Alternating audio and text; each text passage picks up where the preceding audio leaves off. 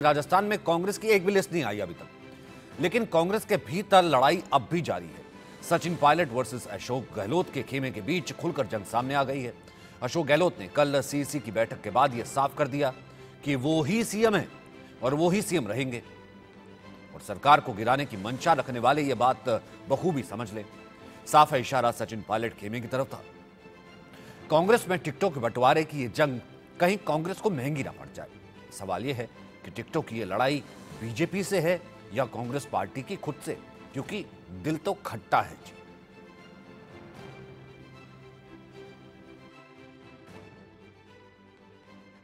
तो उसने कहा साहब भगवान करे आप वहां पर मुख्यमंत्री बने, चौथी बार मुख्यमंत्री बने। तो मैंने उनको कह दिया, सुनो भाई माता जी, आप जो है आप बधाई, आपका हार्ट ट्रांसप्लांट हो गया। मैं मुख्यमंत्री पद छोड़ना चाहता हूं, पर ये पद मुझे नहीं छोड़ रहा है।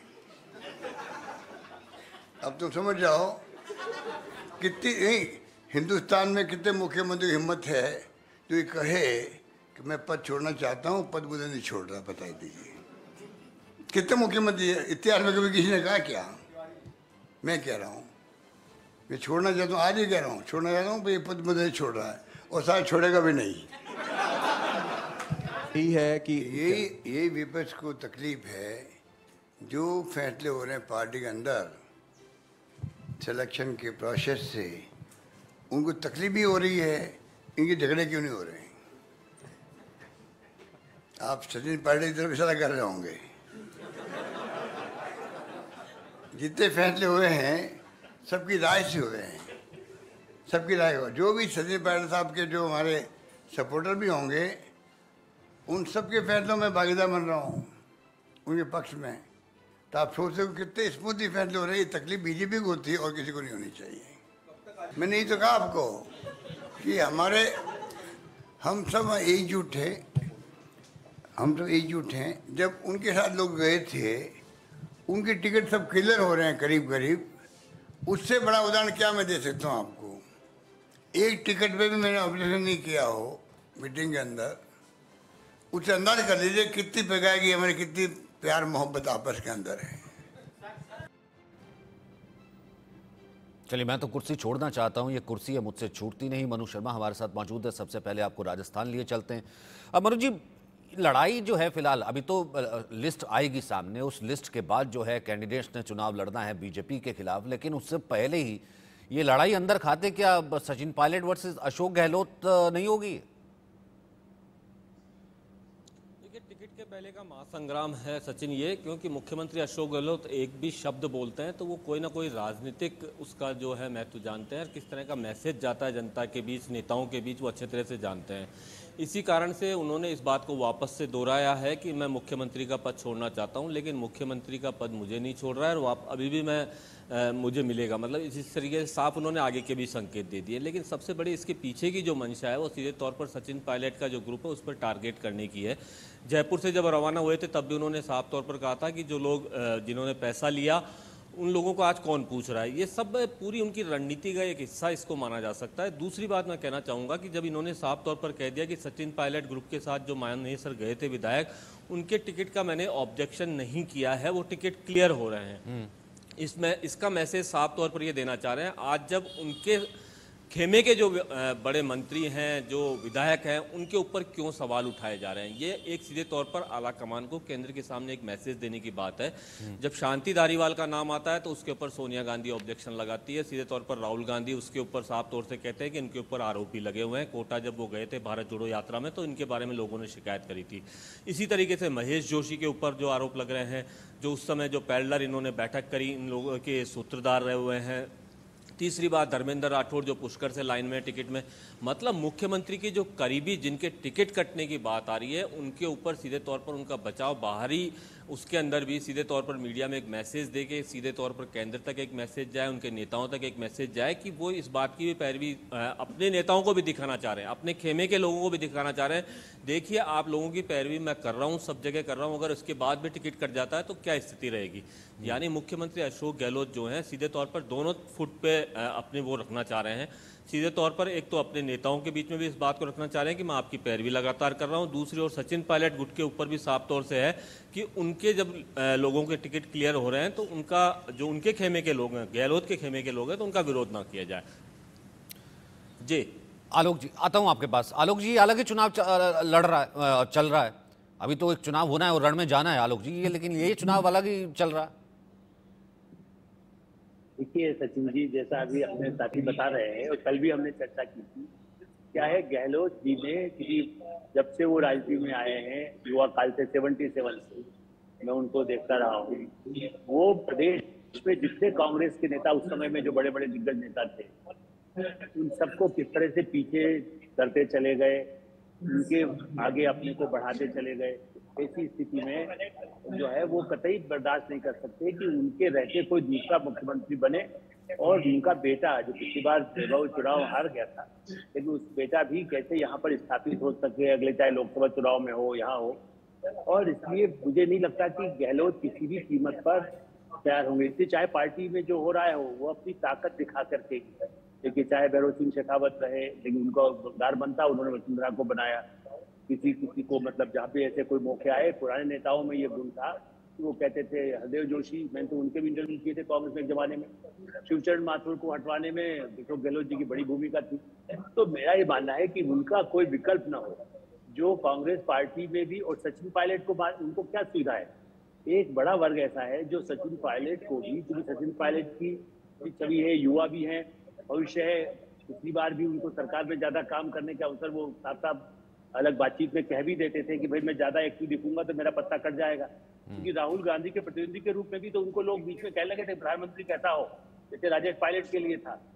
तो मुझे ऐसा लगता है कि सचिन पायलट के भी पर कतर के रहे और कहीं गहलोत विरोध कर रहे हैं पार्टी में, नहीं है ना कि सब गहलोत जी के साथ, तो गहलोत जी से भी असहमत है युवा एक नया नेतृत्व में भी जो। और सचिन को तो पिछले 5 साल में हर बार प्रियंका गांधी राहुल बुला के कहते थे नहीं तुमको अगला बना देंगे, तो वो धोखा खा चुके, उनके टिकट कट मिल गए। लेकिन हम इनके टिकट काट के दिखाना चाहते हैं कि ऐसा बहुमत सामने आ जाए यदि जीतती है पार्टी, जिससे कि गहलोत मुख्यमंत्री न बन सके।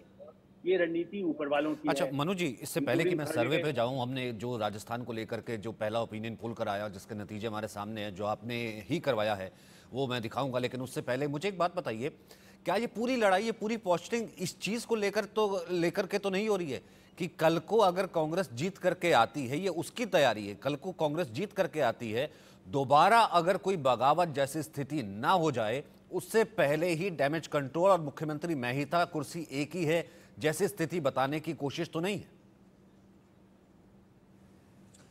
देखिए सचिन, चुनाव की जो बिसात बिसती है वो टिकट के बंटवारों के साथ ही बिसती है। यानी हर बड़ा नेता ये चाहता है कि उसके खेमे के ज़्यादा से ज़्यादा लोगों को टिकट मिले, जिससे कि अगर बहुमत में कहीं किसी तरीके से अगर आते हैं तो उनका मुख्यमंत्री बनना तय रहे, उनके हाथ में लीडरशिप उन्हीं के हाथ में रहे। ये सारी लड़ाई उसी के लिए, बिल्कुल सही कह रहे हैं आप। आज टिकट बंटवारे से पहले की जो स्थिति आ रही है वो इसी कारण से सामने निकल करके आ रही है कि मुख्यमंत्री अशोक गहलोत का इससे पिछले का टेन्योर भी आप देख लिए। मैं अब कल भी अपनी बात हुई थी, इस मामले में चर्चा हुई थी, जिसमें मैंने कहा था कि पिछली बार भी जब इनके खेमे के लोगों को टिकट नहीं दिया गया था, यानी सीधे तौर पर बाबूलाल नागर का नाम आता है, संयम लोढ़ा का नाम आता है, रामकेश मीणा का नाम आता है, जब इन लोगों को टिकट नहीं दी गई तो इनको निर्दलीय मैदान में उतारा गया। और बाद में जब जीत करके आए तो इन्हीं लोगों ने सीधे तौर पर समर्थन देने की बात करी, तो अशोक गहलोत को समर्थन देने की बात करी। तो यानी एक जो पहले से रणनीति तैयार रहती है मुख्यमंत्री अशोक गहलोत की, वो पिछले चुनाव में भी थी और इस समय भी सीधे तौर पर उसी रणनीति पर चल रहे हैं कि पूरा दबाव बनाया जाए, पहले अपने लोगों को जितनी टिकट मिलती है वो टिकट ली जाए, उसके बाद में अगर किन्हीं की अगर टिकट कट रही है तो सीधे तौर पर उनको किसी दूसरे रूप में कहीं ना कहीं मैदान में जरूर उतारा जाएगा, जिससे कि आने वाले समय अगर वो अपने बलबूते पर जीत करके आ जाते हैं या जिस रणनीति के तहत उनको मैदान में उतारा गया, चाहे कास्ट इक्वेशन हो, चाहे उस क्षेत्र में जितना उनका प्रभाव हो, मतलब आपने ठीक कहा ना कि मोल भाव तो तभी करेंगे ना, तो मोल भाव तभी करेंगे जब पलड़ा भारी होगा। पलड़ा भारी तब होगा जब हाथ में टिकट होंगी, कैंडिडेट्स होंगे और मेरे साथी होंगे।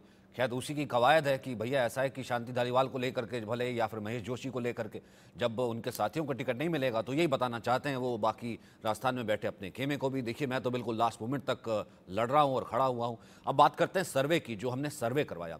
हमने सर्वे में जो पहला सवाल पूछा, देखिए पहला सवाल हमने ये रखा कि राजस्थान में सीएम के तौर पर आपकी पहली पसंद कौन है। तो जवाब देखिए क्या मिला। 33.89% जनता कह रही है कि अशोक गहलोत, यानी कि अशोक गहलोत अब भी क्या सबसे पॉपुलर चेहरा। वसुंधरा राजे को 26% जनता कह रही है। सचिन पायलट 8.90% जनता कह रही है कि सीएम की पहली पसंद है।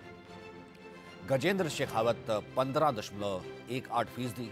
गजेंद्र शेखावत इस बार चुनाव मैदान में है, पार्टी ने टिकट दिया है और ये अंदर खाते बात कही जा रही है कि अगर पार्टी वापसी करती है बीजेपी तो गजेंद्र शेखावत भी चेहरा हो सकते हैं। वहीं 15.33% लोगों ने कहा कि कह नहीं सकते। प्रेम कुमार जी, आपका पहला रिएक्शन। अशोक गहलोत अब भी पहली पसंद हैं, लेकिन हाँ धीरे धीरे बाकी लोग भी मैदान में है। ये है कि मतलब ठीक है, कांग्रेस के पास चेहरा है, दूसरी तरफ वसुंधरा का चेहरा नहीं होना। एक छोटा रिएक्शन, हमारा सर्वे यही कह रहा है कि कांग्रेस गहलोत को अब भी एज है। जल्दी में जो मैंने आपके सर्वे के आंकड़ों को जोड़ा तो भारतीय जनता पार्टी में वसुंधरा राजे और शेखावत जी का परसेंटेज जोड़ के भी 41 प्लस जाता है और इधर अशोक गहलोत और सचिन पायलट का भी जोड़ के 41 जाता है। तो यहाँ तो बराबरी की टक्कर दिख रही है चेहरे में भी। दूसरी बात है कि वसुंधरा राजे का चेहरा 26% होना और वसुंधरा राजे के लिए आलाकमान ने जो रुख अपना रखा है खुले तौर पर, तो ये बीजेपी के लिए चिंता का सबब है, क्योंकि वसुंधरा राजे अब तक एकोमोडेट नहीं हो पाई है। बगावत बहुत जोर शोर से है, जेपी नड्डा वहां पहुंचे हुए हैं, अपनी ही कार्यकर्ताओं को धमका रहे हैं, इसके बावजूद कोई मानने को तैयार नहीं है। ये हालात हैं। इसको संक्षेप में दूसरे तरफ कांग्रेस में देखें तो कांग्रेस में अशोक गहलोत की पॉपुलैरिटी 33% होने के बावजूद एक मुख्यमंत्री की जितनी होनी चाहिए उससे थोड़ी कम नजर आती है। ये कांग्रेस के लिए चिंता का विषय है कि ये पॉपुलैरिटी थोड़ी ज्यादा होनी चाहिए, क्यों इनकम्बेंट मुख्यमंत्री भले ही हार भी जाता हो, पूरा इतिहास है कि कम से कम जो अपोनेंट होता है उससे 8-10% का उनका मार्जिन होता है तब हारने के बावजूद। तो यहाँ तो मार्जिन कम है, ये चिंता का सबब है। लेकिन हाँ, सचिन पायलट और इसको जोड़ के लगभग बराबर की स्थिति है। ठीक है, तो मैं इस दूसरे सर्वे सवाल से का हमें रुख करता लगता हूं। है। वहीं दूसरा सवाल हमने ये रखा था कि जो सचिन, जिसका हमने सबसे पहले मनु जी से रुक किया, उन्हीं से ही जवाब ले लूंगा कि सचिन पायलट अशोक गहलोत की खींचतान का क्या कांग्रेस को नुकसान होगा? हाँ कहने वाले जो जनता है वो है 52.39%। नहीं कहने वाली जनता है 40.21% और कह नहीं सकते हैं ये 7.40% लोग हैं जो कह रहे हैं कि कह नहीं सकते हैं, पर ज़्यादातर लोग ये मान रहे हैं कि हाँ इसका नुकसान होगा। वहीं हमने यही नाराज़गी का जो प्रश्न है, जो वसुंधरा राजे वाली बात है, वो भी पूछी राजस्थान की जनता से कि वसुंधरा की नाराज़गी का राजस्थान में बीजेपी को नुकसान होगा।